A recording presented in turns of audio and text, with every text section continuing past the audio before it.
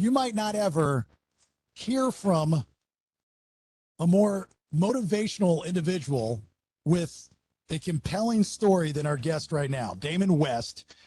He's got a new book. He's got a lot of books, but a new one called The Locker Room. He's a motivational speaker and an author, but more importantly, you're not going to find this on the internet as far as on his resume. He's an amazing storyteller, and I love storytellers, and his story is real. And if it does not uplift you, something wrong with you.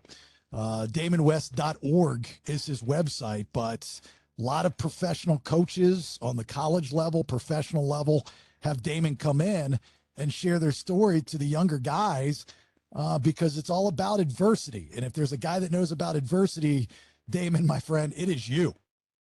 Yes, sir. Hey, Jason, thanks a lot for having me on, man. Thanks for y'all taking your time to spend with me this morning and let me come on here and talk about how to turn adversity into opportunity, because that is what my story is all about. And the basis of the coffee bean in the middle of it shows people that if I could do it in the situation that I was in, and we'll talk about where that place was that I had to do this giant pot of boiling water I was in, if I could do it inside that pot of boiling water, then you can do it out here too.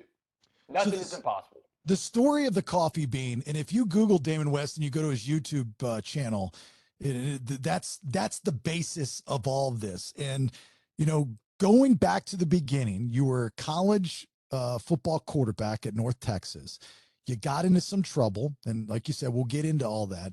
And then you go to jail, and that's when your life changes. So go to college and walk us through how you got into the bad way.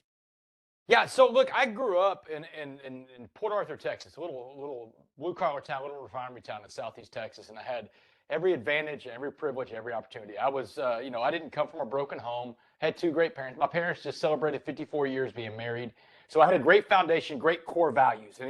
And corporations and sports teams, we all want to talk about core values. I had those core values, man, growing up. And I was a great athlete. So I got to play Division I college football at the University of North Texas. And by the time I was 20, I was a starting quarterback for a D1 team. And man, I thought I had arrived. My head was this big. But life has a way of giving you these days that I call fork in the road days. And we all know those fork in the road days, days that life knocks you down. You get back up, you dust yourself off, you look up, and the world looks different. But you're going to make a choice on those pivotal days. Make the right choice and go the right way, the wrong choice and go the wrong direction.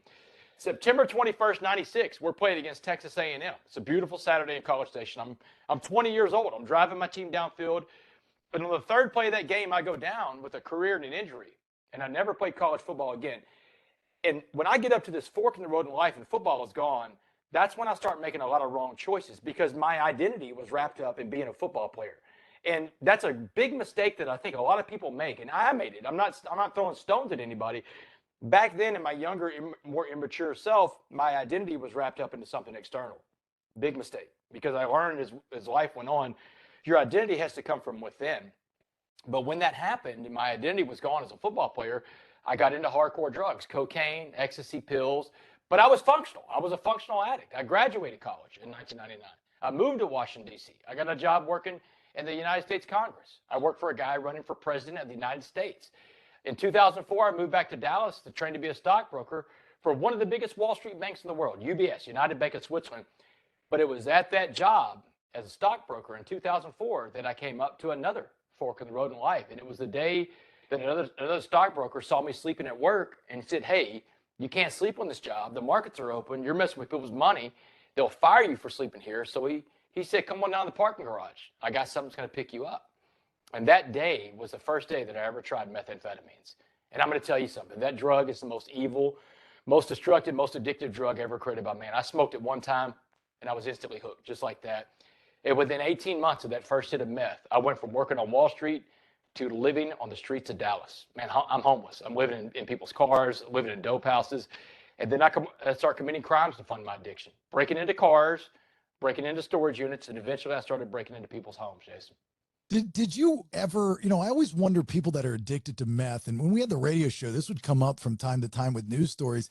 There's certain statuses put on drugs. Like if somebody is doing coke, you're like, they probably got some money, they're a party person. But you think of meth, you think of lower tier, lower income, lower intellect, which you're none of those things. And like you go, I'm now addicted to meth. Did you know you were addicted to it? And did you feel dirty and guilty because it's such a low tier drug? Yeah, man. So it's a very good question you asked. And not many people have ever asked that. And in my book, The Change Agent, I talk about this because my little brother at the time was addicted to meth, and he brought it around me, and I wouldn't touch the stuff, Jason, because I was into cocaine. In 2004, going into Yeah, that, I was still doing blow because that's that's a rich man's drug, and right. I wouldn't even do any coke without without using $100 bill. I didn't even want to use a dollar bill because everybody touches dollar bills, right? Not everybody touches 100, right? But Right. so when I see meth for the first time around my little brother, I'm like, man, what is that white trash drug? And he was telling me, you don't know what you're talking about. This is ice. This is different than what you're thinking about, some kind of biker dope. But I wouldn't touch it. I was a classist when it came to drugs, right? If you Yeah. can call such a thing. And that stockbroker that handed me that glass pipe for the first time in 2004, I gave him the same, like, man, what is that white trash drug? And he laughed at me. He said, dude, the stuff you're doing is low grade. That cocaine stuff you're doing is like, that's nothing compared to what this is. And he told me what the price per gram was. And you know what? Honestly, it's almost like when he tells me that it's not as low class, it was almost a permission statement for me to go ahead and do it. That was the only barrier, as stupid as that sounds, the only barrier for me to try meth, because I was into all kinds of stuff, was the fact that it was a low class drug. But once I got hooked on that stuff and I saw the power of it, man, there was no turning back. I couldn't stop. I felt like I couldn't stop. That's the world of addiction, though, man. I tell people all the time, addicts aren't necessarily bad people. They're sick people that do a lot of bad things. They're suffering from a disease of addiction. And addicts will do anything to get our high. It will give everything away. You can't steal from an addict. We give it away, man. My job, my home, my car, my savings account, my tethering to God, I gave it all away, brother. Wow. And so at what point, timeline wise, how much time has gone by and at what point do you get arrested? And I believe you get handed a life sentence, right? Yeah, so July, man. So this is 2004, the first time I try it. And within 18 months, I'm homeless. And then I started committing crimes to fund my addiction. And I started breaking into people's cars, storage units, to people's houses. Then I put together my own burglary crew. And this burglary crew, we committed a bunch of burglaries. They called them the Uptown Burglaries. The Uptown Burglaries for the Uptown neighborhood of Dallas that we committed them in. And look, let's take a second to talk about my victims here, because my victims paid the biggest price for this story, right? They didn't. I didn't just steal. I didn't just steal their property when I broke into their homes. My victims, I stole their sense of security, and I don't know if they'll ever get that back. Some of them will live with that for the rest of their lives. But these burglaries went on for 3 years. And on July 30th, 2008, I'm sitting around this little rundown apartment in Dallas. I've got my meth dealer. It's got him text. And my life is in shambles at this point, man. I'm living like just a meth addict on the streets, committing crimes. Everything around my life is about crime. And I'm sitting there smoking this pipe with Tex, passing it back and forth. And I'm telling Tex, I think the end is near. I think the cops are coming to get me. 10 days before this guy that I was doing all these burglaries with in Dallas, this guy named Dustin, had been picked up by the Dallas Police Department in a stolen car. So they got my partner in crime in custody. I know it's just a matter of time before they get to me. And man, just as I pass this pipe back to Tex, the window on my right blows out and shatters. And then tumbling across my living room floor was this little canister going end over end and smoking on one side. Y'all, man, I've seen this movie before. I know that canister. I know what it's about to do. And I tried Yeah. to get out of that living room as fast as I could. Too late. Boom! The flashbang grenade blows up right in my face. Bright white light, loud noise, blows me back on the couch. And when I came to, when I can see and hear again, there's a cop standing over me in full SWAT riot gear, his boot on my chest, the barrel of an assault rifle digging in my eye socket, his fingers on the trigger, and he's screaming at the top of his lungs, "Don't move, don't move." Man, I look at this cop and I'm like, man, don't worry, don't worry. So they take me to jail in Dallas. They take me to jail in Dallas County Jail, and they set my bond. My bond is at $1.4 million. 1.4 million, y'all. That's a no bond. You can't make a bond that high. So I waited for the next 10 months for my day in court because I thought in my addict brain that I would go to trial and I would get probation. I've never had a felony conviction. This is my first time in trouble. These crimes, Jason, are non-aggravated, meaning that no one was ever home. I never saw my victims. They never saw me. No one got physically hurt. So it's property crimes around meth. I'm going to get probation, right? Man, 10 months later, I'm standing in front of a jury, May 18th, 2009. I'm standing in front of this jury in Dallas. And man, these 12 men and women, in this jury box, they have just listened to 6 days of overwhelming evidence of my guilt, of the crime of engaging in organized criminal activity. They got me for organized crime, y'all. And at the end of that 6-day trial, the jury went to deliberate for 10 minutes on my sentence, y'all. Yeah, 10 minutes, man. I don't know how much Law and Order you watch, Jason. A lot. Yeah, if a jury's gone for 10 minutes, man, they smoked you. Yeah. Man, I came back in the courtroom and I had 2 attorneys, 2 paid attorneys. This is how much I'm telling you. I didn't think I was going to prison. I thought I was going home that day. And man, my second chair counsel, Karen Lambert, I'll never forget. She said, "Get ready. It's going to be bad." And I'm like, "How bad, Karen?" She said, "While you were gone for that brief 10 minutes, the jury sent a note into the judge. They wanted to know if they could give you life without parole." Oh, man. Dude, life without parole is a capital. I'm like, that's a capital punishment. These aren't capital crimes. Capital is when someone dies in the commission of a crime. These aren't capital crimes. No one got hurt. She said, "Get ready." And the judge came in. He had smiled the entire trial. He's grinning from ear to ear. And he says, "Damon Joseph West, you are hereby sentenced to 65 years in the Texas Department of Criminal Justice." Jason, Wow. 65 years in Texas is a life sentence, dude. That's the maximum they can give you is 60. I mean, juries get to give people 85 or 99 of the word life. It all means 60 because 60 on top of the 17 you have to be to go to prison is a natural lifespan of a human being. 60 is life. They gave me life that day, Jason. Why do you think you got such a harsh sentence? Because I agree, the sentence does not fit the crime. Yeah, so in America, and I can tell you this from the educational side of it too, because since I got out of prison 6.5 years ago, I went back to school. I got a master's in criminal justice, and today I'm a professor at the University of Houston downtown. I teach a class at University of Houston called Prisons in America. I'm the only professor in the world that teaches a prisons class that lived in a prison, right? So I'm on the academic side of it. I can tell you what I think the answer to that question is that in America, we sentence people for 2 reasons in our criminal justice system. 1, if we're scared of somebody, and 2, if we're mad at somebody. And the jury was mad at me. They were angry, man. They saw this guy that had everything going for him in life, every advantage, every privilege, every opportunity. And I'm sure those men and women in that jury box thought, man, if I just had, a little bit of what you had in life, and you go and you become a meth addict. And the trial was, it was just overwhelming, Jason. They had me dead to rights. And there I was, this smug, arrogant guy that thought he was getting out of there. The evidence, man, some of the evidence they listened to at that trial, the jury hated my guts, and I gave them the reason to hate me. Let me tell you why. Because they played some of those jailhouse recordings. Those phones that you call from in jail, they record all those conversations. When I got to jail, I was trying to get out. Man, I got on the phone. I called people from the dope world, the criminal world. I'm having a fundraiser. I'm like Jerry Lewis having a telethon on those phones, and they're recording every minute of it. I'm telling people, hey, you owe me 10 grand for this hit, this job, whatever. And they start putting up the evidence. And when I go to trial, they're playing back those recordings for the jury. And the jury's hearing a guy that's calling in, barking these orders out to people. That's why it's organized crime. That This guy is the ringleader of everybody. But what the prosecutor did, it was pretty clever, is the prosecutor managed to keep out the stuff around me doing the drugs. The whole trial was about a bunch of meth addicts breaking into houses. But they tried to keep out the fact, and they did a good job, that I was one of them too. I didn't have anything to show for it. At the end of this whole crime spree, I didn't have anything to show for it. I didn't have cars. I didn't have jets. I didn't have yachts. I was a dope fiend living in a dope house when they came to get me that day on July 30th, 2008.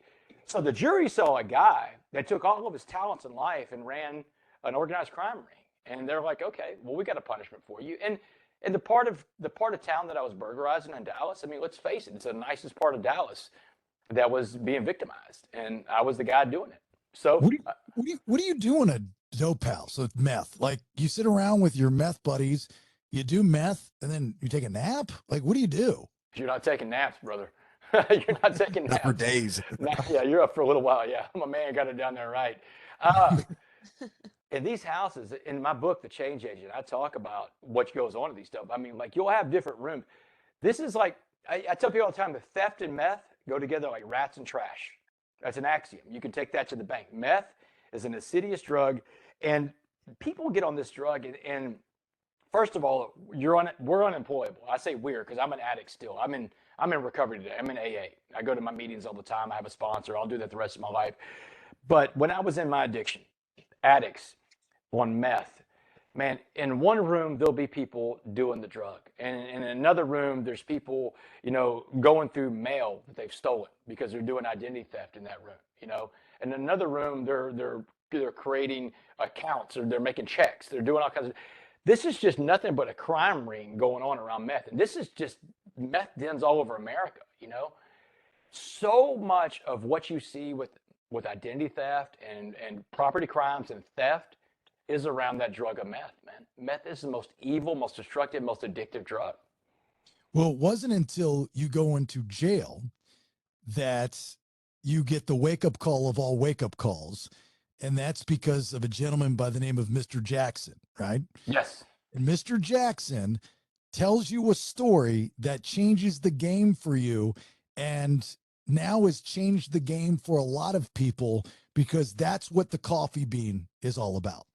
Absolutely. So the day I got sentenced to life, right after the trial was over, they slapped the cuffs on me. They dragged me out of the courtroom. I lock eyes with my mom on the way out. I'm like, Mom, I'm sorry. They're dragging me out of there. They put me in this little side room. It's got a bulletproof glass. They told me to wait. And then a few minutes later, my mom and my dad were escorted into the other side of that glass. They decided to give my parents one last visit with me before I go to prison. And they feel sorry for my parents. I just got life right in front of their eyes. So my mom and my dad come in. My dad can't talk. He's in stunned disbelief that his son, with all this promise in life, just got a life sentence in prison. So my mom does all the talking. And she says, baby, she said, debts in life demand to be paid. And you just got hit with one hell of a bill from the state of Texas. She said, but you did the things they said you did at that trial. So you're going to have to go and pay that debt to society. You owe Texas that debt. But you owe your father and I a debt too. She said, we gave you all the opportunity, love, and support to be anything you want to be in life. And this is the life you chose. And she said, that won't work. She said, so here's the debt you're going to pay to us. When you go to prison, you will not get in one of these white hate groups, one of these Aryan Brotherhood type of gangs, because you're scared because you're the minority in there. She said, it's not going to work. You were never raised to be a racist, and you're not going to start now. And she said, you will not get any tattoos while you're inside that prison. And Jason, I mean, I came out almost 10 years in the maximum security. I did 7 years and 3 months. No tattoos, man. And I mean, these guys want to tattoo every inch of your body in the joint. Maximum security level 5, the highest security level there is for prison. And I'm in with the worst of the worst, man. These guys would hit me up all the time. West, let me put a tattoo on you, man. And every time, Jason, I tell them the same thing. Man, I can't do it, dude. My mom said no. Yeah, I really did, man. Because everybody respects a person's mother. Incidentally, the busiest visitation day in prison is Mother's Day. Because everybody has a mom at some point. Not everybody had a father at some point, right? So Mother's Day was it. So everybody respected a mom. That's what I would just tell those guys. I'd put it off on my mom. I'm like, dude, I can't do it, man. My mom said no. So my mom is telling me that day, May 18th, 2009, she said, no gangs, no tattoos. She said, you come back as the man we raised, or don't come back to us at all. It's like this giant ultimatum just laid down by my mom. And man, I'm like, okay. But I don't know how I'm going to do this, man. I don't have a clue. I've never been to prison before. I'm a white middle-class guy in America. I don't know anybody's been to prison. So I got back to my pod in Dallas County Jail, and I'm asking all these guys that have been to prison before, how am I going to survive? What am I going to do? And every guy I talked to, man, black, white, Asian, Hispanic, they said the same thing. You have to get into a gang. You won't survive without a gang. But there was this one guy, this older black man named Mr. Jackson. And Jackson, he's what you call a career criminal. The dude has been in and out of prison almost like 4 or 5 times. But he's the most positive guy I've ever met, Jason. This guy had a smile on his face everywhere he went. You couldn't knock the smile off of Jackson's face. And so one morning, Jackson comes up to my cell, and he's got a cup of coffee in his hands and a smile on his face. He said, West, he said, I've been watching how you're dealing with these knuckleheads and these dummies. Talk about you got to get into a gang. He said, don't listen to these fools. You want to keep that promise you made to your mom and your dad, then I'm going to tell you what prison's really going to be like. So he said, the first thing you need to understand about prison, he said, prison is all about race. He said, race runs the whole institution because the inmates in there want it to be about race. He told me when you walk in the door of the life sentence building, they let you in the day room for the first time, you'll see a TV set in the day room. And in front of the TV set, they have rows of benches. He said, the first row of benches, you can't sit on that row. He said, that's for the blacks. You'll get your head smashed in. You sit on the blacks row. The second row, you can't sit on that row either. It's for the Hispanics. They'll smash your head in too. He said, the third row, if there's a third row, is where the white folks sit. And he said, if there's no third row, the white folks sit on the floor.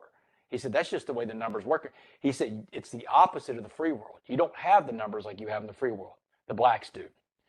He said, so when you walk in the door, the white gangs are going to get the first dibs on you because you are white. the Aryan Brotherhood, the Aryan Circle, the White Knights, the Woods. He said you have to fight all the white prison gangs off if you want to have your independence from them.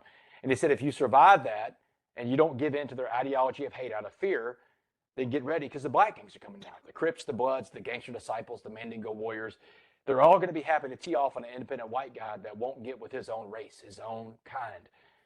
He said, but if you survive that, and you can survive all that, you'll earn the right to walk alone. And that's when he told me. He said, I want you to imagine prison as a pot of boiling water. And he said, anything we put to that pot of boiling water is going to be changed by the heat and the pressure inside that pot. He said, I'm going to put 3 things in that pot of boiling water and watch how they change. A carrot, an egg, and a coffee bean. So, Jason, here's where I first heard the story of the coffee bean in the summer of 2009 in Dallas County Jail.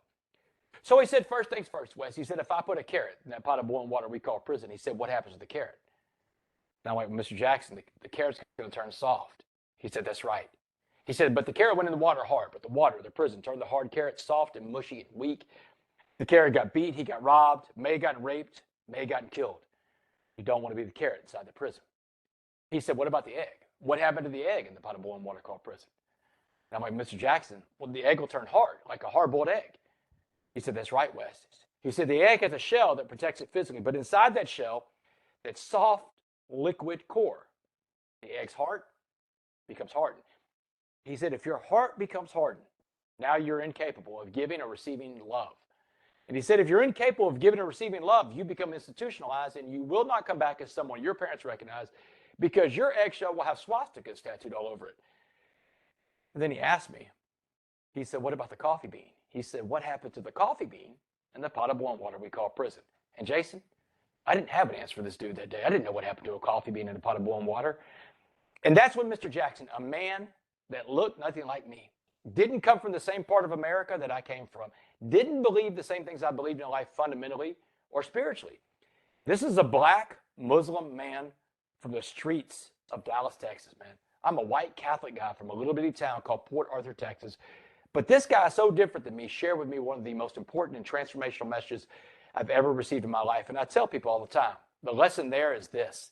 If you ever shut yourself off to people because of their differences, different race, different gender, ethnicity, religion, sexual orientation, if you close yourself off to people because of their differences, you're going to miss some of the most important lessons and some of the best friendships in this life. Because Mr. Jackson told me that day, he said, if I put a coffee bean in that same pot of boiling water we call prison, he said, now you got to change the name of that water to coffee. Because he said the coffee bean, Wes, the smallest of the 3 things, he said, small like you, had the power to change the entire atmosphere inside that pot because the power was inside the coffee bean. He said, just like the power is inside of you. And the last 4 words this man ever said to me in Dallas County Jail before I go to prison, he said, West, go out there and go be a coffee bean. Be a coffee bean, Jason. That's it. You know, and when we first got booked to have you on, Damon, I was, I'm doing the research and all I'm seeing, I'm reading. I'm not at the time I didn't see any video. I'm reading about this coffee bean. I'm like, what the hell does this coffee bean have to do with anything? Like, who is this guy? What is this story? And then I start seeing the videos on your YouTube channel, and you got Dabo Sweeney, you got Nick Saban, you got, I think Jimbo Fisher was. I mean, you got all these, high-profile collegiate coaches. They're talking about this coffee bean thing. I'm still trying to find out what the coffee bean is about. And then I watch a video of you tell the story like you just told on our show. And I love motivational stuff. That is probably, if not the best story I've ever heard. Just that in itself, how you heard it, who you heard it from, and the message that it delivers. That speaks volumes. I think that's why you're able to transcend your story to young people, especially struggling young people in athletics. And I'm sure you've helped out thousands and thousands, right? Yeah, and it's the idea that the coffee bean is a concept that anybody can understand. Whether you're 5 years old or 95 years old, that life is this giant pot of boiling water. Not just prison, like Mr. Jackson told me, but life. Life is going to be hard. Life's going to be stressful. It's going to be a dangerous place sometimes. It's going to be hard, difficult choices that you have to face.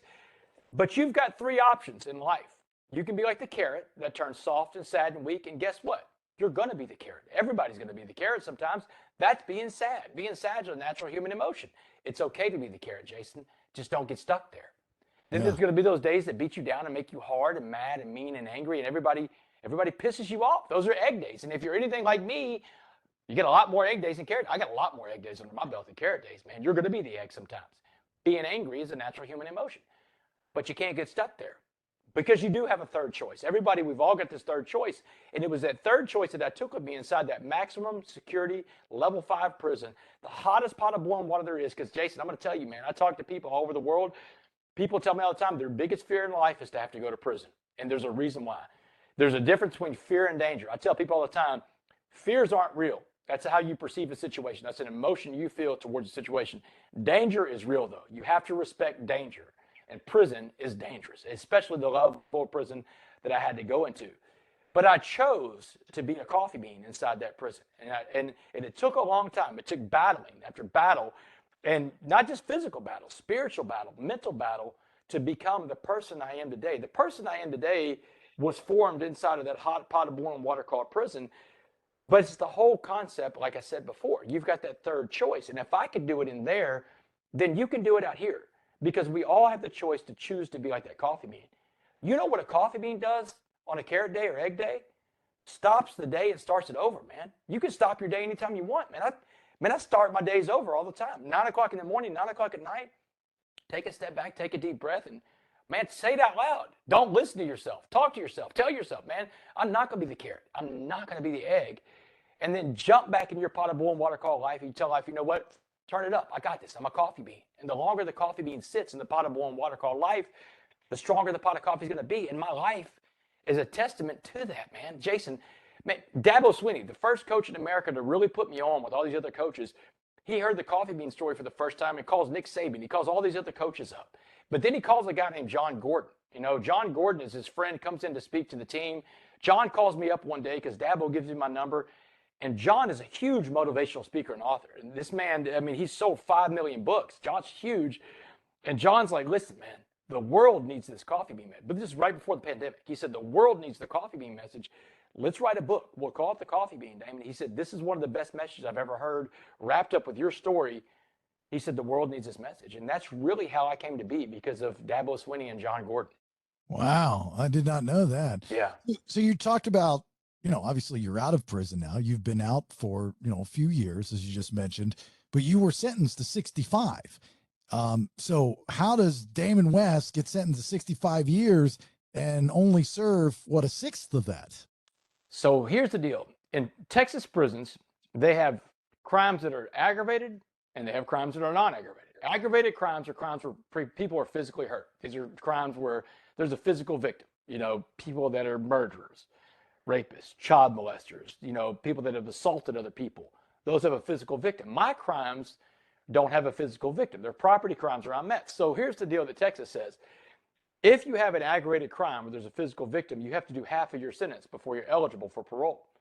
So half of 65 would be, well, it's 60. Everything stops at 60 on calculation. So if it were to have been aggravated crimes, which they weren't, aggravated criminals have to do 30 years with a 60 before they even see parole. But because mine was non-aggravated, because I didn't physically hurt anybody, I had to do 25% of my time before I saw parole. 25% of 60 is 15. But because I was a non-aggravated offender, I have access to good time and work time. Good time works like this. For every day that you're in prison and you follow the rules, you don't get in any trouble, you get an extra day, 1 for 1. And for every day that you're there and you're willing to work, because inmates really do run the asylum inside of prison. Every day that you're there and you're willing to work, the state gives you half a day credit. So when I got to 6 years of calendar time, real days, 6 years of full day for day, I had another 6 years of good time because I didn't get any trouble. And then I had another 3 years of work time. That makes 15. So at 6 years, I became eligible for parole. And when the parole board finally came around to see me, 7 years and 3 months is when my number finally came up for the first time. I was eligible for parole. But did I think I was going to make parole? Hell no. I didn't think I was going to make parole. Not my first time. I mean, I think I'm going to probably pull a dime, maybe 15 on this life sentence like everybody else does that has life. You know, no one makes it out in their first time. But I remember it was 2015. I was in prison. I was working in the chapel as a chapel clerk. And the chaplain came in. He was really excited that day. He's like, West, he said, security's looking all over for you. They're calling your name on the radio. He said, the parole board is here to see you. Now, Jason, look, I know I'm up for parole, man, but I'm trying to manage my expectations about this because I don't want to get excited about something I don't think is going to happen. And but I went to the parole office anyway. Had a smile on my face. I'm standing there from the lady for parole, and the lady for parole calls me in, and she said, Mr. West, I came here to ask you one question today. And she said, the answer to my question is not the criminal file. And she's got my file open in front of her, about that thick. She said, the answer to my question is not in the file about the guy that I'm reading about right there that committed those crimes. She said, we don't see a lot of people like Damon West come through the state prison system because she said, honestly, she said, you had every advantage in life. She said, we don't see people like you. You had everything going for you, every advantage, every privilege, every opportunity. But you managed to blow through all of that, become a drug addict, a criminal, and a thief. And she said, a jury in Dallas, they gave you life in prison for the things you did. She said, but instead of letting that life sentence define you, she said, you came to this prison in particular, and the prison I was in is one of the toughest prisons in America. And remember, I teach about prisons in America. I can tell you about tough prisons. This one I'm in, Styles, is one of the toughest there is. And she said, you came to this prison, and you didn't just change yourself, because there's no doubt you changed yourself. You changed this prison. She said, you changed the entire prison around you. One man changed an entire prison. She said, so my question for you is this. She said, if you could be remembered for being anything in life, anything at all, she said, I want you to tell me what that would be in just one word, go. Oh, man, I breathed out and relaxed, Jason. That's an easy question for a coffee bean. Man, I fired her answer back at her real quick, and I was like, ma'am, useful. I just want to be useful, and I can be useful in this prison, or I could be useful in the free world, finding more coffee beans. And on November 16th, 2015, Jason, I walked out of a Texas prison. I'm not necessarily free, though, when I walk out. I understand this, right? Because I'm on parole. Get this. I'm on parole until the year 2073. Wow. 2070. Every month, I see my parole officer. I pee in the cup. I answer every question they ask. If I want to leave the state of Texas or the country, I got to get a permission slip. I sign a waiver of extradition every time I step out of the Texas borders, and I travel outside of Texas probably 10 or 12 times a month. But I'm not worried about parole because I'm a coffee bean, Jason. And as long as I'm a coffee bean, man, the only way this coffee bean goes to prison is when I walk into prisons all over America. I share this story with the men and women in there to bring them hope on their journey, and I walk back out the front gate of every prison I go into this day, man. What was the first thing you had to? What was the first thing you had to eat when you got out? Man, great question. Whataburger. Y'all have Whataburger? No. Mexico. In Mexico, they don't have Whataburgers down there, brother. I feel sorry for you, bro. But Whataburger is, man, I've been dreaming about a number 2 what a size with cheese for 7 years, 3 months, and 18 days, man. Day one out of prison, I got my Whataburger. It's a Texas thing, man. The people that live in Texas are addicted to Whataburgers. So good. It's crazy. Patrick Mahomes, actually, he got, to playing for Kansas City, and they didn't have any Whataburgers out there. And I think he's got like 14 Whataburger franchises now in the Kansas City area. I mean, they didn't have it, so he brought it there. Did you ever think about, escaping before you met Mr. Jackson? And, even when you went in there, I'm sure you were a little cloudy and going, I can't do life in jail. I'm going to escape.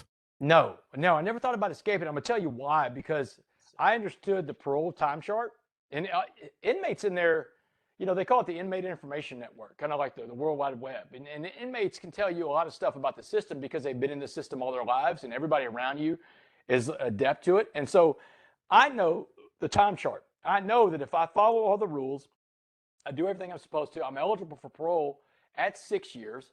Won't make it, but I know that if I keep doing the next right thing, that I'm going to become parole eligible and probably get out of prison a lot sooner than most of the guys around me. And that was a crazy part of where I lived. Where I lived in prison, this part of prison I lived in with the life sentence people, because I'm classified with the lifers. I've got to live with the worst of the worst. The neighborhood I live in, man, child molesters, murderers, rapists, violent criminals, these are my neighbors, man. This is like the neighborhood I live in. The people I'm around, 98% of the people I'm around, there's a building called 7 Building that I lived on when I first got to prison. 7 Building housed everybody that has a life sentence fresh out of county jail. And you have to live on 7 Building for a certain amount of time before you can even live in a different part of the prison because of the escape risk, right? And you don't leave 7 Building. It's like a giant island you go to where it's like Lord of the Flies. And on 7 Building, all these lifers, probably 98% of them, 95%, have aggravated life sentences. That means your neighbors. The most recent person that's going to see parole next to you sees parole in 30 years, 3 decades. I lived on one pod, Jason, in prison. There's 48 men in a pod. The building has like 450 people on it. But on my pod, there's 48 people. And on a pod of 48 people, 12 of those people had life without parole.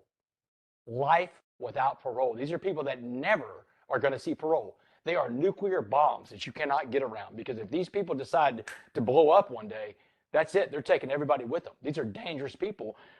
And man, I'm in there. I'm living in prison, and I'm thinking to myself, this is a dangerous place to be, but if I can do the next right thing. I got a letter. I'll never forget this letter that I got. In 2011, I was in prison doing my time, and I've been working on myself at this point. I got into recovery, and I'm working on being a coffee bean, but I got some motivation that was mailed to me. My favorite teacher, Mr. Jellin, reached out to me. Mr. Jellin was my 7th grade history teacher, and I get this letter from him in September of 2000. The date on the letter, I can almost see it's like September 2nd or 3rd, 2011. And my favorite teacher writes me, he says, Damon, you've been to the highest of highs, the lowest of lows. But he said, I believe you'll bounce back because you've always been a leader. And he said those 4 words to me that everyone needs to hear from another human being. He said, I believe in you. I believe in you. And then he goes on to say, he said, I think you should consider sharing your story with young people when you get out, because your story can bring them hope on their journey, and the lessons you've learned along the way can help them find their way in life. And man, Jason, I went to bed that night with that letter. You couldn't get between me and that letter, because that letter had those 4 words in it, man. And that's when I started thinking inside that prison, if I was going to tell my story one day, what does that story look like? And am I writing the best chapters of that story right now? And that was the boost I needed in 2011 to really break free and become that coffee bean inside that prison. And that's the guy that parole saw, the guy that received that letter and became that coffee bean. That's a seed that planted this forest of trees that is now this coffee bean movement that goes on all over the world. Jason, I mean, I'm going to London in a few weeks to speak to AIG's corporate office in London. I'm speaking to Parliament. I'm speaking to the House of Lords and House of Commons in like 3 weeks, July 5th. The day after our Independence Day, I'll be in London speaking to the House of Lords and House of Commons. They want to understand what the coffee bean is. Wow, that's amazing. It's wild, man. Nate, you got a question for Damon? Yeah, I was just wondering, I've always thought, like, when people break into houses, that would be the most terrifying thing, because you never know if somebody's going to come around the corner. How did you pick the houses? Was there any method, or was it just kind of whatever house looked like nobody was home? Man, where did y'all do y'all's research for this podcast, man? Y'all are asking some really sharp questions, brother. All right, so I'm not sure anybody's ever asked me this on camera. So let's go ahead and all right, I'm going to give you a little bit of this. All right. Nate. I didn't even put this in my book, The Change Agent, but I'm going to tell you this, Nate, that right now I'm in the process of my story is going to become a limited series. In fact, Lionsgate is the studio that's involved. Dak Prescott is started his own media company. He's my partner in this deal, and we're about to start at the end of the month going to sell this to Netflix, Hulu, HBO, whoever wants to buy it. It's going to be an 8 to 10 episode limited series, and this is going to be in there. When I was a meth addict, breaking into people's houses, you have this thing called this preservation of life instinct, that if you hold on to that thing, it'll help you navigate no matter where you are in life. And obviously I'm a meth addict, but I'm not wanting to get caught. No one wants to get caught, and I'm not a dumbass either. So when I was going to break into people's houses, the last thing I wanted to do is go into someone's house that was home. That's like I don't want to do that. I don't want to have to run into somebody. I'm not a violent person. I'm doing this because I want to get high, I'm an addict. And so I go to great lengths to make sure that no one's home. One of the things I did is I broke into a post office and stole a mailman uniform. And I would go around dressed as a mailman inside some of these condo buildings. And then that gives you access to the mailroom. And inside the mailroom, in the slots in the mailroom, are notes that say, hey, we'll be out of town from this date to this date, hold our mail. And so that's the kind of places that you would look at to say, hey, you know what? This person's out of town. And if you find 2 or 3 of those in the same condo building in the same weekend, then I would go get my box truck that I had. I had a box truck with, it says movers on the side. I have a couple of dope fiends in Dickie overalls, and we're just loading up. People are holding doors for you in these buildings. So you look like you're supposed to be there. These people are not home, and you're not going to run into them. And so that's one of the ways that we picked out our victims. Another way is a reverse people viewer. You can get these things at a little novelty store. You stick it up at the people, and you can see inside the person's place. That's why it's a good idea to cover your people up all the time. but you can look inside and see that someone's not home. Another way is like in these condo buildings, you can see people that aren't home. If you're on the 7th floor of a building and there's a bunch of flyers stuck in the door and newspapers stacked up, there's a good chance that person isn't home because there's no back door. If they've ever left the door and in many days they're there, that's another telltale sign for burglars to see that you're not home. Incidentally, I tell people too that if you want to keep people out of your house, the best alarm system is a dog. And if you don't have a dog, get a sign that says beware of dog and get a big dog bowl and put it out in your yard and a dog toy that's visible for people to see. Anything that shows that there is evidence of a dog living there, burglars typically go, you know what? I'll go to the next house because a dog can't. Doesn't matter what size dog, because I've got 4 small dogs. Dude, I got a Yorkie. This little Yorkie would be a beast, man, because she yaps and yaps and yaps. That's what you want. You want a dog that hears a noise and it's going to alert. Yeah, little dogs are just. It's not the bite that the burglar's worried about. It's the bark. You know, it's the alert that the dog gives to let you know that, hey, you know what? That's an alarm system. Anything that alerts somebody that someone's at the door, that's an alarm. Dogs are the best alarm there are. They can't be beat. Brandon, question for Damon. Yeah, with all your knowledge of like breaking into houses and stuff like that, have you ever thought about, I know they had a TV show at one point, but where you go around like burglar proofing people's houses or tell people like, hey, like you're doing this wrong, or you shouldn't be posting on Facebook that you're doing this and that. And No, you know what, Brandon, good question. No, I've never thought about doing that. And I think that's, that's not my lane. That's for someone else. That's someone else's lane to get into to do that. Now, do I tell people when I see something? Yeah, I mean, look, because there's, I can walk up to places just natural instinct and scan around. Okay, there's cameras here, there's no cameras, whatever. And I tell people how friends or whoever that will ask me personally what they could be doing better. But you're absolutely right. When someone posts on social media about, we're going out of town, we're going to do this, we'll be out, that's not good. And I know people go out of town, you take pictures from the vacation spot you're in. But, I wouldn't leave, your house completely unguarded when you do that. But I do. I mean, like when I first got out of prison and I lived with my parents. I lived with my parents for the first 2 years. I was out on parole. Their home was very vulnerable. I mean, and so, I did this. I put the beware of dog sign up. I got a big dog dish and put it out by one of the doors. By points of entry, points of entry, there's a dog toy. There's no burglar that's ever going to go into that house because of that. But I don't get out publicly on social media or anything like that. That's just not my lane to get into, man. I remember that show. I was thinking the same thing, Brandon, because I learned from that show. They had a former burglar, and he was telling you what you're doing. You go to people's houses, and one of the things is like having a ladder on the side of your house, and it's like, what are you thinking? And it's like, you're just saying, here, climb up to the 2nd-story window. Yeah. Use my ladder, please. Yeah, please use and that's the thing. I think that there is a need for that because, someone that's been there can tell you how it's done. But I also want to say this. The last crime I ever committed was the summer of 2008 before the SWAT team came to get me. And since 2008, 14 years have gone by.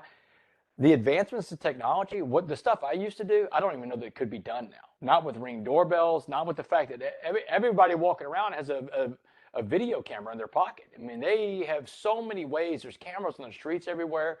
It would be very hard to do the stuff that I was doing back then now. It'd be very difficult to do because the main place I was hitting was apartment complexes, condo buildings, that kind of thing. Yeah. You miss it at all? No, not at all. Man, I don't. Not the rush? You don't miss the rush? No, because the thing about it is that I talk about this in my book, that when you get into something like that, when you get into doing it over and over again, you're not just addicted to the drugs. You're addicted to the ritual of scoping a place out. You're getting high while you're doing it. You're scoping the place out. Then you're actually going out and doing it. Sometimes I'm in a police chase. Just things like that. In my book, I tell this story. My partner in crime does this about 6 months before the SWAT team got me. February of 2008. I can tell you the date, actually, February 27th. This crime.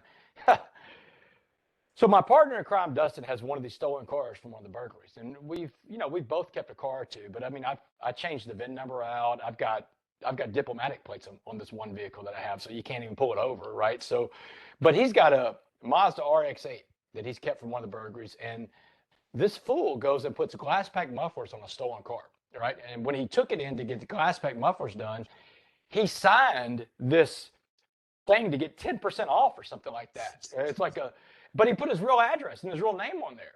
And when they run the VIN number, these cars that do body work like that, they run VIN numbers through the state registration system, because what do you do if you have a stolen car? You want to change the appearance of it, right? So these body shops have to run the VIN numbers through a state system. Well, they run this VIN number through, and ding, it's one of the cars from the Uptown burglaries. And so he calls me up February 27th, and he's freaked out. And he's like, and he's telling me, he's like, Damon, there's a guy out in the parking lot of my apartment complex. He's wearing a cowboy hat, a sports coat, and jeans and boots. And he's got a tow truck out there with him, and they're towing my car. And I'm like, who is this guy? He said, well, he's got to be law enforcement of some kind. And I said, well, look, dude, you got to get the name of that tow truck place. And it's just like 5 o'clock in the evening, too. It's like 4:30. I said, get the name of that tow truck place off the side and call the tow truck place in a few minutes, because they're driving his car off, right? He calls me back about an hour later. He goes, oh, my God. He said, yeah. He said, the guy got on the phone. He said, that's not your car. That's my car, and I'm coming to get you now. I'm coming to get you next. And I was like, where is this impound lot? The police impound. So he tells me where the police impound is. I go to his house that night, and I'm high as a kite, man. I've had to amp myself up for this, man. Told him, give me the keys. Give me the keys to the vehicle. He's like, what are you going to do? I said, I'm inside the vehicle, too, by the way, is this burglar bag. And he carries a gun. He says, I'm not a gun guy. I've never had guns. But he's got his burglar bag in there, all his burglar tools.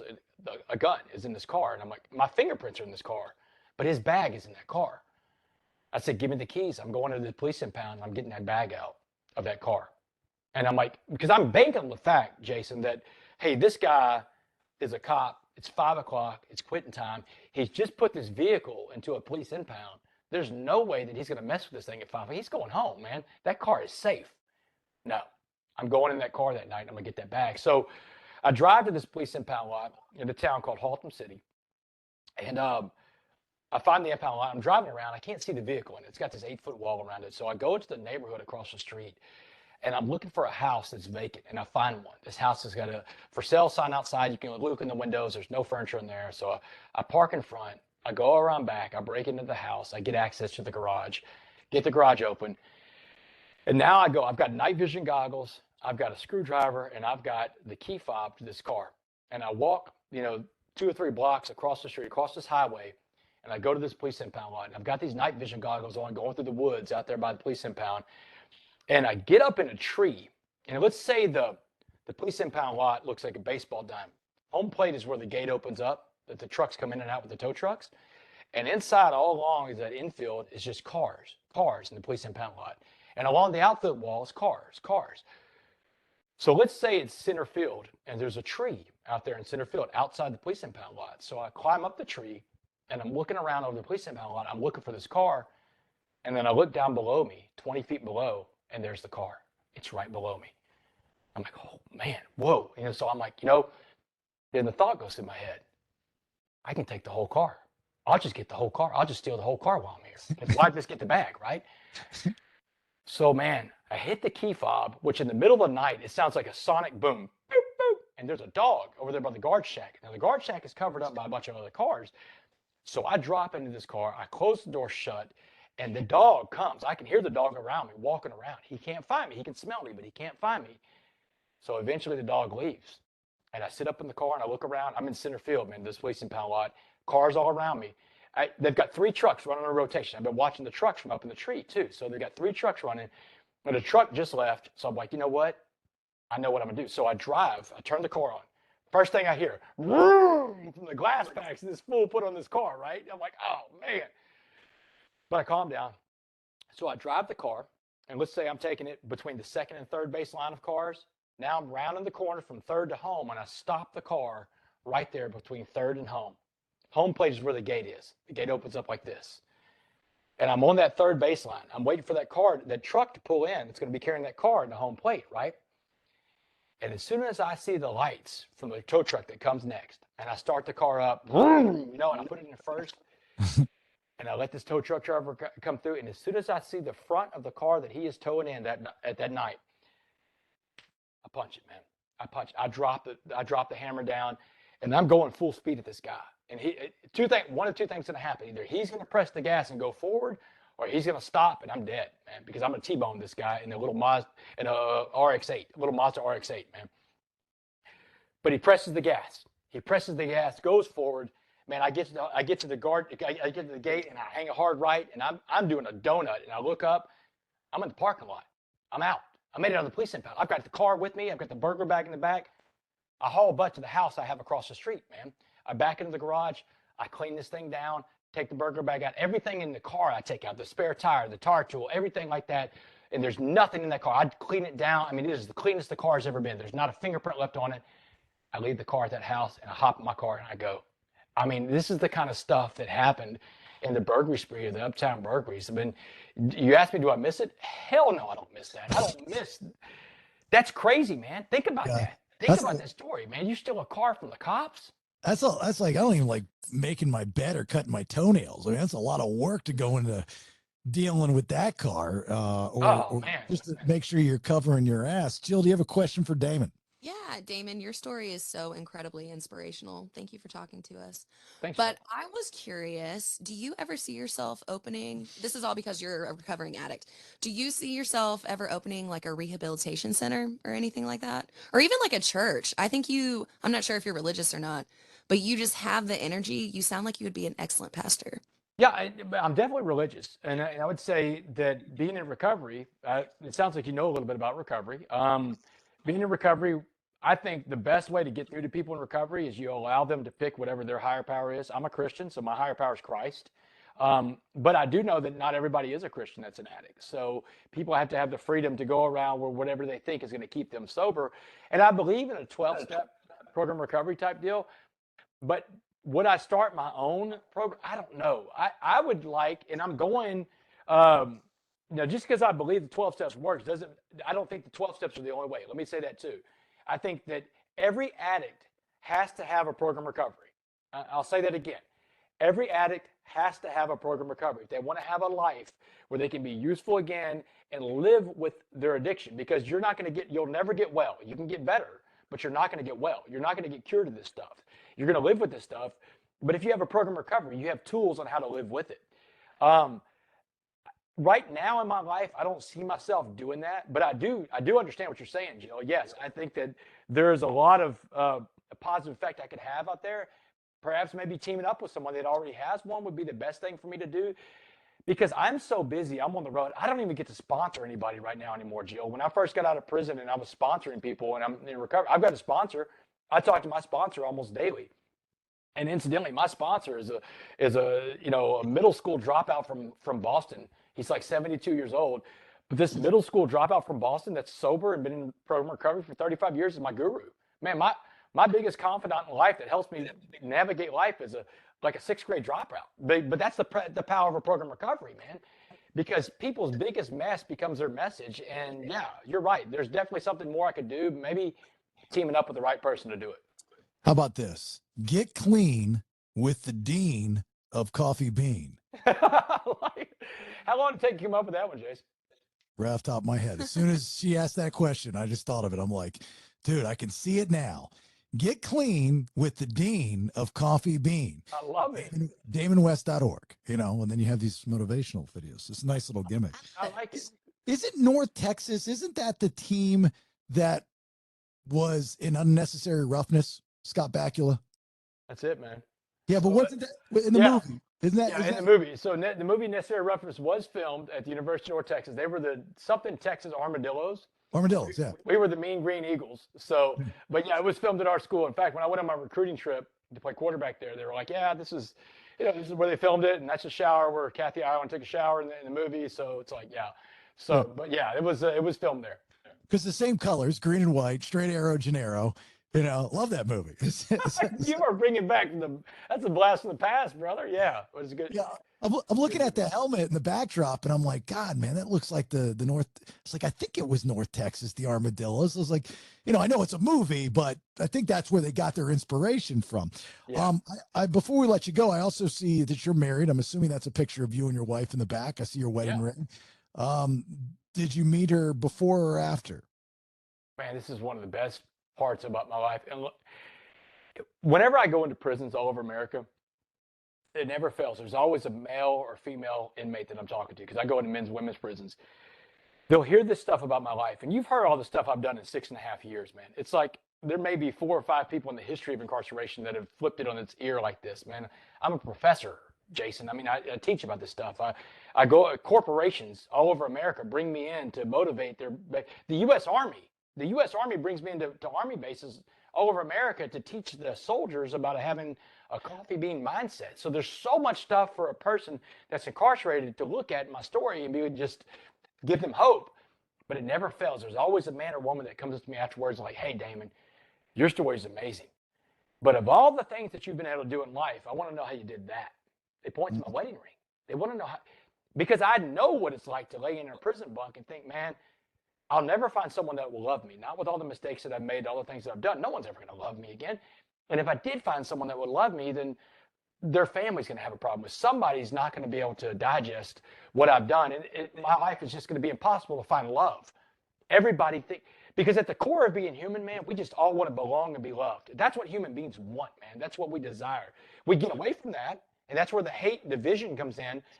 But at the core of being human, we all start out wanting to be loved, belong and be loved. That's, I mean, like when we're a child, that's when we are the closest to God we've ever been because we just left God to come into the world. So we all want to belong and be loved, and we're always trying to get back to that. So when I got out of prison, you know, my life was taken off in the speaking world. I mean, I was working really hard, putting in the work. And look, no one was paying me at first to speak. It wasn't like that at all. Until Dabo and John came along, you know, there wasn't really any money involved in it. But I had this vision that I've got this story, and if I could find a way to tell the story, I could help other people.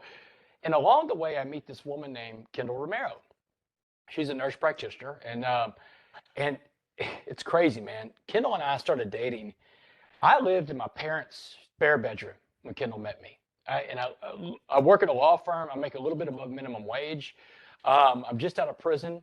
I'm on parole for the rest of my life. I mean, if I would have had a Tinder profile, think of how terrible my Tinder profile would have looked, man. Spare bedroom in my parents' house, just out of prison, on parole for the rest of my life, minimum wage. This guy, you know. Swipe right, swipe left. Swipe right, swipe left, right? But Kendall met me, and she saw something in me that I don't even know that I saw in myself at that point. Yeah, I tell people all the time this story about when Kendall and I were dating.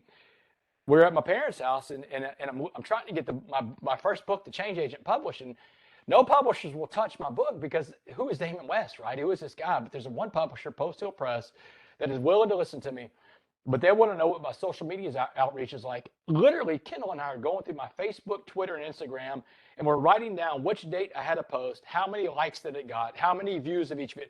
And we're talking about 200 likes, 976 views. I mean, we're writing this down. We do this for a whole day. She sits there and does.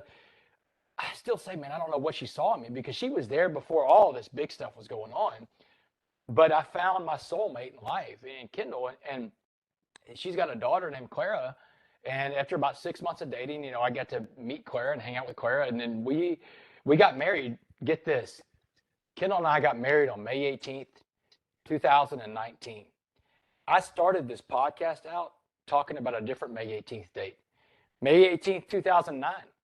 I'm standing in front of a jury in Dallas. The jury sentenced me to life in prison on May 18th, 2009.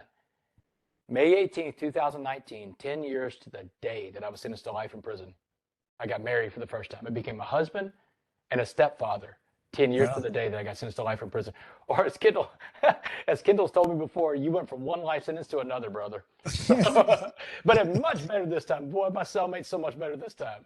Is Mr. Jackson still alive? Can't find the guy. And man, this is one of the toughest parts. One of the most common questions I get. I gave the guy the name Mr. Jackson because I'm telling the story in the South when I first get out. And in the South, the only name I know this guy by is Muhammad. These guys go to prison and they give up their government name. My government name is Damon West. And they become Muslim. They take on a Muslim name. The only name I know this guy by was his Muslim name of Muhammad. Like Cassius Clay goes to prison in the 1960s and he comes out Muhammad Ali.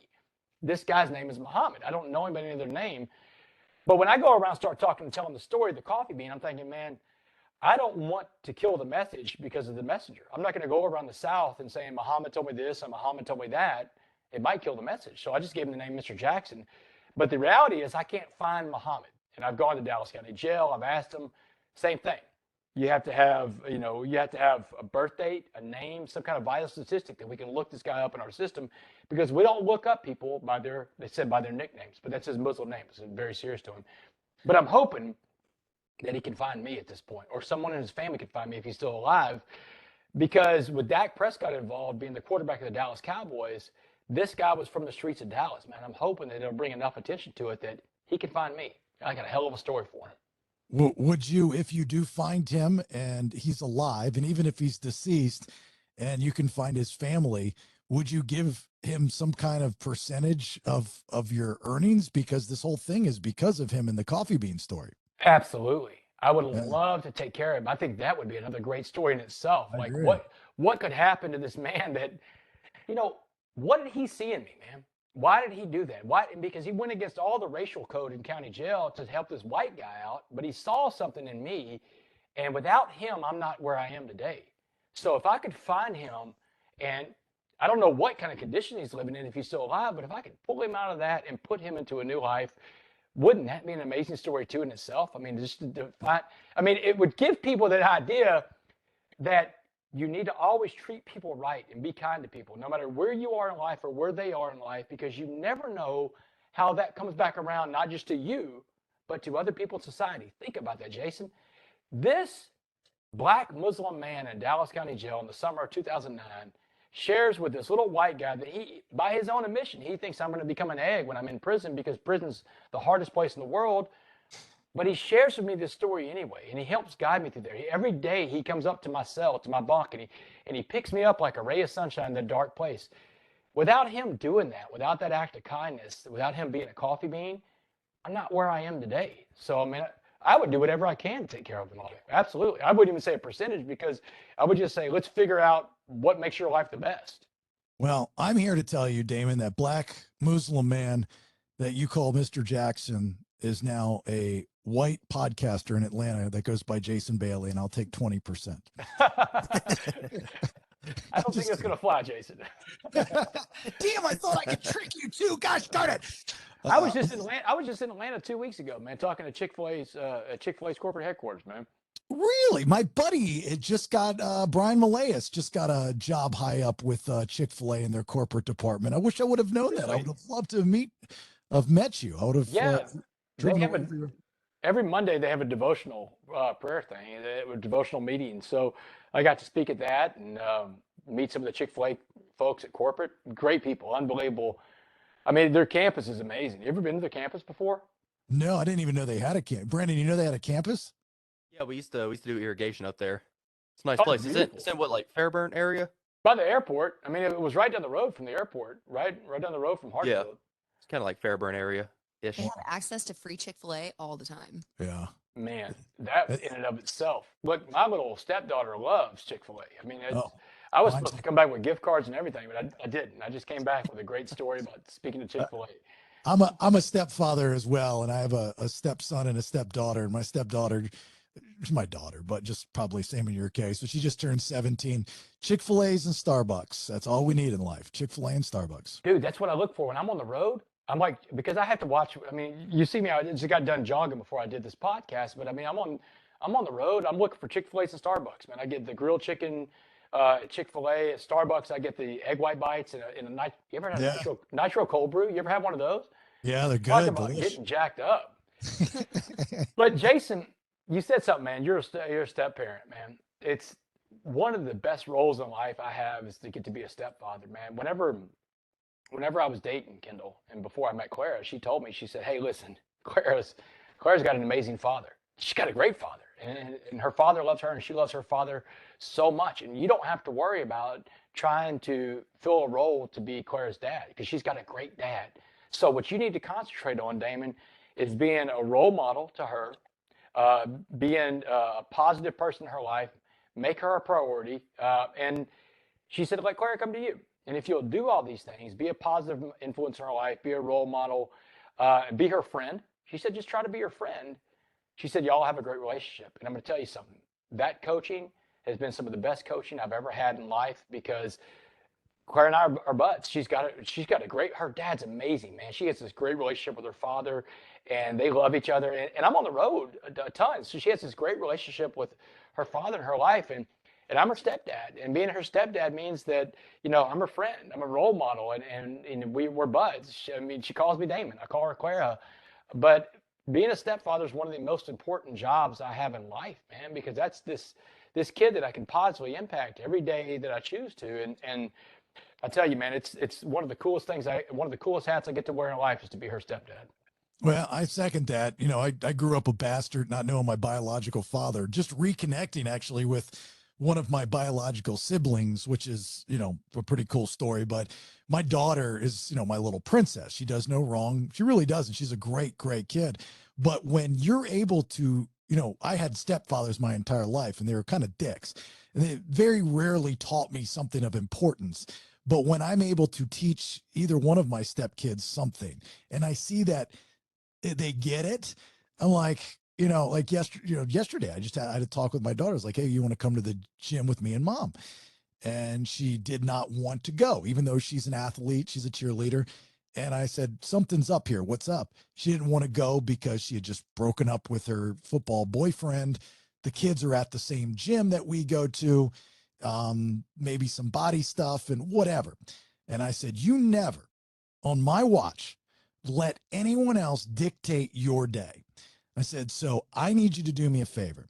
I need you to come to the gym with me today, put your cell phone away, concentrate, focus, get yourself a sweat in, and just let the noise disappear. And she did. And she thanked me afterward. She said, that was fun. Thank you. So Dude, that's so awesome, Jay. And I mean, I love talking to step parents, because, and even kids that had good step parents, because that's what I'm always looking for great influence and great coach in that area, because I want to do that job the best of anything I do. Being a husband and stepfather. I mean, that's the stuff that I concentrate on in life. How can I best make their lives better? And, man, that's cool. That's a cool story. It reminds me of the time that I taught Clara how to ride a bike, because Clara was, you ride the bike, you fall. I mean, there was one time in particular, we were at her grandmother's house and she coming to the driveway, she ate it, man. I mean, she's splattered all out, but I'm like, come on, get up. And then that little moment right there has been like a motivator. That was 6 when that happened. She was 6 when that happened. And still to this day, if something difficult comes up, hey, remember the time you were in Mimi's driveway and you fell down, ride your bike, and you got back up, and then you learned how to do it? Yeah. So that's like, man, that's cool, man. You taught your daughter a great lesson that day. Awesome. Probably the downside of being a motivational speaker like you are is, these girls don't forget anything. So that one day you say something that's a little off color and negative, like, whoa, Dad, what are you talking about? It should be a positive thing that I'm going out till 1:30 in the morning because of what I'm doing. Yeah. Yeah, they do remember everything. She's like a tape recorder. Well, look, we're going to let you go. Please, if there's ever another opportunity or you have something to promote or just want to kind of, shoot the, what, we'd love to have you. It was an absolute honor to have you on. The book is The Locker Room, damonwest.org. Fantastic story, well told, and just a great human being doing a lot of good in the world. So thank you so much for sharing. Guys, I really appreciate it. Jill, everybody, thanks a lot. And your questions were spot on. It was really one of those podcasts that kind of took me out of my comfort zone a little bit to answer some of the questions. And I like that, because growth takes place outside your comfort zone. And I tell everybody all the time, again, if I could do it, you could do it. Be a coffee bean. That's it. Well, that's why this podcast is better than most. And make sure you let people know that, Damon. I sure will. I'll tell them, Jason. All right, buddy. Thank you so much. Thank you. Thanks a lot, y'all. Thanks for the time today. Thank you. Bye-bye. See ya.